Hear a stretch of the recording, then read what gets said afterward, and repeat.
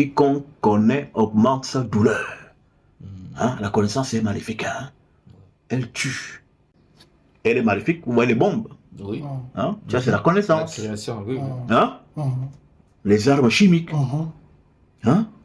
Tout ça là, c'est la connaissance. Mais là, elle tue. Elle est mortelle. Donc, quand ils redescendent, il leur dit, ah bon, non, donc eux, ils n'ont plus traversé le voile. Ils ont juste gardé le voile comme ça, ils ont couvert la nudité. Donc, ils ont laissé faire l'autre côté du voile. Oui. Hein? Oui. Ils sont redescendus, ils sont sortis. Ils sont revenus dans leur corps. Et le père est revenu là-bas en sorcellerie, il s'est réveillé. Ouais. Ils lui ont dit, mais, Tad, ton fils là, il dit, il est monté où, hein? Il t'a vu. Il a dit, merde. Et c'est là que la malédiction, hein, est prononcée. Mais, il y a des textes qui ont été retirés. Parce que comment ton fils te voit nu et tu mouris ton petit-fils? Vraiment. Vraiment. Ouais. Mais c'est pas cohérent. Il y a quelque chose qui ne va pas. Hein? Attends. T'as dit que toi, tu emmerdes ton père, et après ton père, lui, mourit ton enfant. C'est une malédiction qui ne va pas passer. Ça marche pas. Une malédiction sans fondement, hein, ne peut pas prospérer. On ne mourit pas un innocent.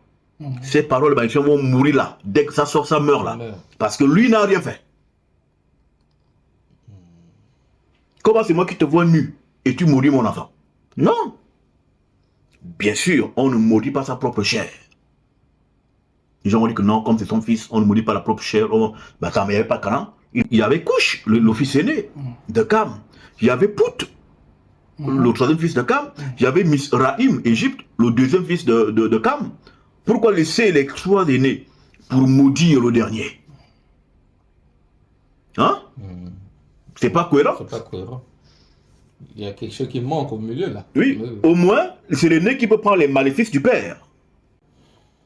Mais c'est parce que la malédiction de Canaan était une malédiction du fait que Canaan avait pris la terre qui n'était pas à lui au nord de l'Afrique, qui est aujourd'hui devenue la terre de Canaan, la Palestine, alors que lui devait hériter de l'Afrique subsaharienne.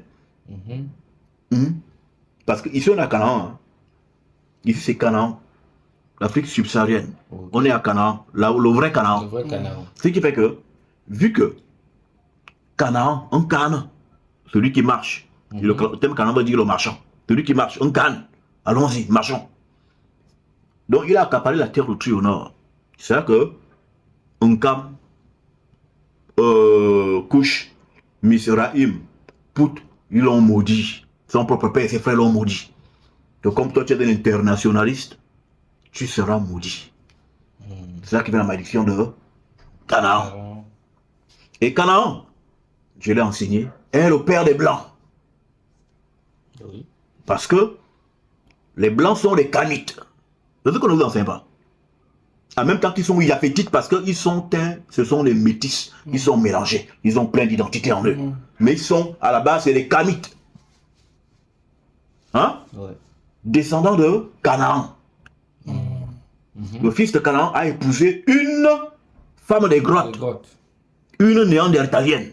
Oui. Et cette néandertalienne lui a donné un fils qu'on appelle Séhir. Oui. Séhir qui veut dire le démon blanc des grottes. Hein? Et Séhir est qui? Séhir est le père des Orim, Horites. Qui sont les Orim? Les Horites, ce sont les blancs. Hein? Horite veut dire habitant blanc des cavernes. Et dans la Bible, Horite renvoie à la race blanche. Et la race blanche est cananite. C'est la haute connaissance ancestrale. Avec des preuves, c'est la science. C'est pas du militantisme. Ou avec, non? Avec la Bible, on rattrape le voleur. Petit à petit. Hein?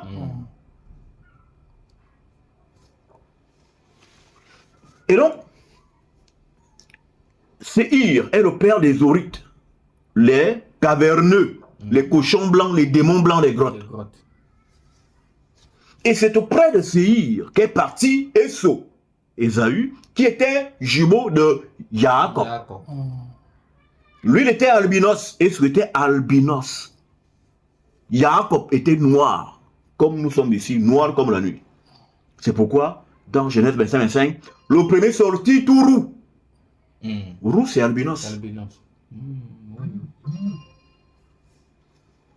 Et, après avoir épousé les femmes africaines, des noirs, Esau est parti à Séhir, donc chez les Néandertaliens, les singes évolués, des presqu'hommes. Il a épousé la duchesse, la blanche, qui commandait le mont Séhir, qui s'appelait Obama. Obama. Oui. Obama qui veut dire l'épervier. Hein? L'oiseau perché, la femme perchée, la plus élevée. D'autres diront Olibama. Et Olibama là était une duchesse blanche, une néandertalienne. C'est elle qui a donné à Esau la lignée blanche dont l'aîné s'appelait Jésus.